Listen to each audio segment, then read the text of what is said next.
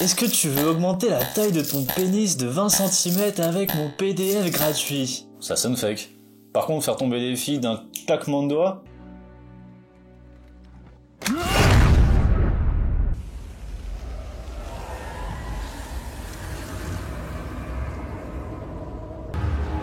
Yo. Juste parce que vous arrêtez de vous branler? Là, ça le fait? Est-ce que le nofap c'est du fake? Décortiquons ça. Vous êtes sur la purge.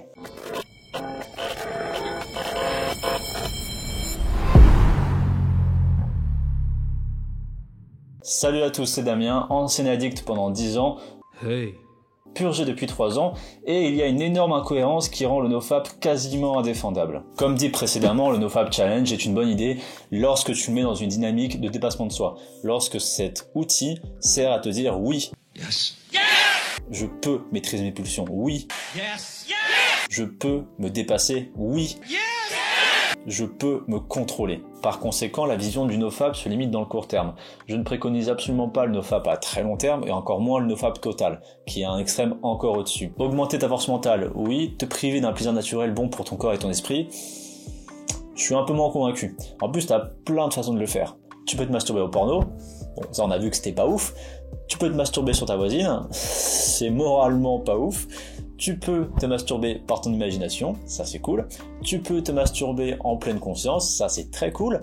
Et tu peux te faire masturber par ta copine, et ça c'est très très cool. Et pour ce qui est de l'abstinence totale, les données montrent clairement qu'une abstinence prolongée nuit à la qualité et à la fertilité de son utilisateur.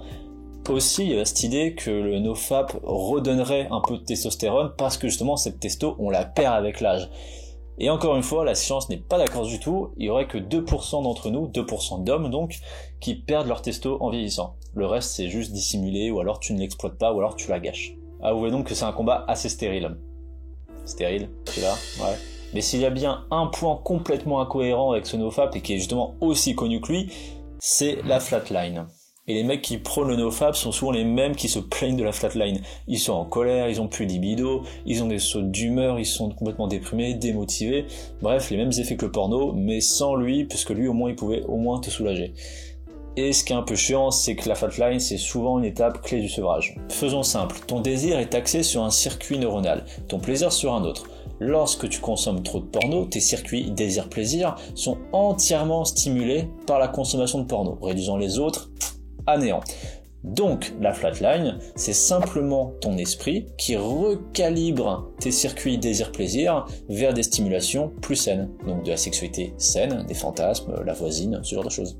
Et ça, ça varie en fonction de toi, en fonction de ta volonté, en fonction de ton addiction et en fonction des efforts que tu mets pour t'en sortir. Donc ça peut prendre 2 mois, ça peut prendre 6 mois, 5, 8 ans, ça dépend de toi. Personnellement, il m'a fallu un bon 6 mois avant de retrouver de la libido. Donc la flatline suit le nofap. Donc en quoi le nofap serait bénéfique pour soi? Bon, d'expérience, parce que j'ai pas trouvé d'études là-dessus, ça dépend de ton pourquoi. J'ai fait 2 défis nofap, un par choix, un par besoin. Le premier, par envie, je l'ai fait pour me dépasser, pour le challenge. Donc là, j'ai eu tous les effets récurrents bénéfiques du nofap. Le second, par contre, je l'ai fait par besoin. J'étais en train de sombrer totalement dans mon addiction et j'ai ressenti ce réel besoin de me dire que si je coupe pas drastiquement le porno maintenant, j'allais partir dans une caverne très très sombre dans mon esprit. Donc, j'ai coupé drastiquement. Et là, flatline. L'un et l'autre va dépendre de ton pourquoi, celui de te surpasser ou celui de te sevrer, ton envie ou ton besoin. Regarde ta propre situation et vois si tu es dans le nofap bénéfice ou la flatline conséquence, et vois justement si ça vient d'une envie ou si ça vient d'un besoin. Je suis quasiment sûr que tu vas retrouver ce que je viens de dire, et si c'est pas le cas, c'est que tu as trouvé une troisième option, donc dis-le moi en commentaire aussi, je serais très curieux de comprendre ce que c'est. Donc le nofap ne marche que selon ton choix, donc c'est un fake. En fait, on a que la moitié de la réponse. C'est un fake pour ceux qui tombent dans les conséquences plutôt que dans la puissance. Mais qu'en est-il des autres? La confiance en soi, l'estime, la motivation, le focus, la discipline, les petits culs, la voix grave, autant de symptômes ne peuvent pas être sortis de nulle part. Surtout que plein de gens partagent ces symptômes. Est-ce que vous avez déjà entendu parler de l'effet Mandela? Si je vous dis, Luc, je suis ton père, ok? Si maintenant je vous dis, miroir, mon beau miroir, dis-moi qui est la plus belle, ok? On voit tous de qui je parle. Et pourtant, ces 2 phrases n'ont jamais existé. Vador ne dit jamais Luke avant « je suis ton père ». Il a dit que vous l'avez tué. Non, je suis ton père. Et la face du miroir, ça n'existe pas du tout. Que veux-tu voir, ma reine? Miroir magique au mur, qui a beauté parfaite et pure? Et cet effet Mandela porte son nom parce que beaucoup de gens pensent que Nelson Mandela est mort en prison, alors que c'est totalement faux. C'est ce qu'on appelle des croyances populaires qui pop dans la tête des gens sans trop qu'on sache pourquoi, et qui se propagent dans la masse. Parce que la masse, en tant que quantité, est beaucoup plus stupide qu'un individu solitaire. Je vous renvoie sur un mec qui fait des vidéos que sur les effets de foule, ce genre de choses, c'est ultra intéressant. Bon, c'est bien joué ce petit discours pseudo-historique, mais les sensations, je les ressens, elles sont en moi. Je peux voir que c'est réel, donc c'est pas fake. Et ben là, je peux pas forcément contredire ce que vous dites. Parce que ouais, c'est réel dans votre réalité. Même si c'est créé facticement par des effets, par des illusions de votre cerveau, ben, votre cerveau vous envoie quand même des informations. Donc les ressentis, eux, sont réels pour vous. Donc ouais, vous avez raison. Par contre, ce que je peux faire, c'est que je peux vous apporter une nouvelle vision de ce qu'est ces nouvelles sensations. J'avais planté une graine dans la dernière vidéo, je vais la faire germer.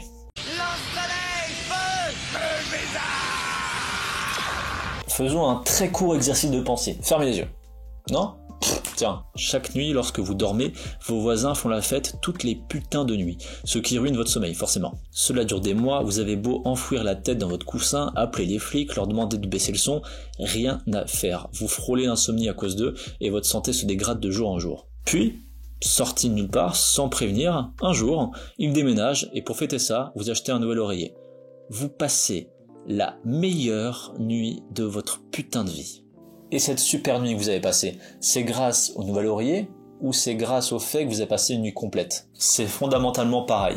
Est-ce que c'est le NoFap qui vous donne toute cette énergie, toute cette puissance, ou est-ce que c'est le fait d'arrêter de vider votre énergie sur vos mouchoirs qui vous rend votre seuil de puissance et d'énergie à son état standard? Avec une vidéo de qualité, un livre, une conférence, on s'en fout, on peut se sentir inspiré, on peut se sentir motivé. Au final, c'est un élément extérieur qui insuffle de l'énergie en nous. Littéralement, il nous remplit d'énergie. Et lorsqu'on arrête le porno, il n'y a personne, il n'y a rien qui nous insuffle de l'énergie. C'est pas une vidéo, c'est pas un livre, c'est pas une seringue, j'en sais rien. Le NoFap, c'est un comportement, c'est pas un élément tierce. C'est toi qui décides d'arrêter de te branler. Donc, l'énergie n'est pas insufflée en toi, c'est toi qui récupères ton énergie. Et le fait que les gens se bousillent pendant de nombreuses années et sont addicts pendant de nombreuses années, ça donne ce sentiment de découvrir quelque chose de nouveau. Mais au final, c'est juste que vous ne savez pas qui vous êtes depuis 5, 2, 4, 10 ans. Et là, cette puissance, c'est vous. Vous l'avez juste oublié. Et vous n'avez pas besoin d'être absolument en NoFap pour sentir cette énergie. Le NoFap sert de contraste pour vous dire « Oh putain, en fait je suis puissant ». Et après, c'est à vous de recalibrer et de gérer votre énergie. Par exemple, je bosse entre 10 et 12 heures par jour. Je me branle, j'ai des copines. Par contre, j'ai une hygiène de vie acceptable, je fais un peu de sport, je fais gaffe à ce que je mange, je fais gaffe à mon sommeil, et je me branle avec des fantasmes ou avec des fantaisies. Et j'ai beaucoup plus d'énergie maintenant que quand j'avais arrêté le porno où je faisais pas forcément attention au reste à côté. Donc, NoFap est égal fake. Disons que vous n'avez pas très bien compris la question. Néanmoins, si tu as suivi ces 3 vidéos sur le NoFap, tu as plus ou moins compris que c'est un truc cool quand tu veux te dépasser, quand c'est une épreuve. Par contre, il faut être sûr de réussir cette épreuve. Et dans la dernière vidéo, celle qui arrivera la prochaine fois, je vais te dire pourquoi et comment réussir son NoFap. Je te dis à la prochaine, Damien, ciao.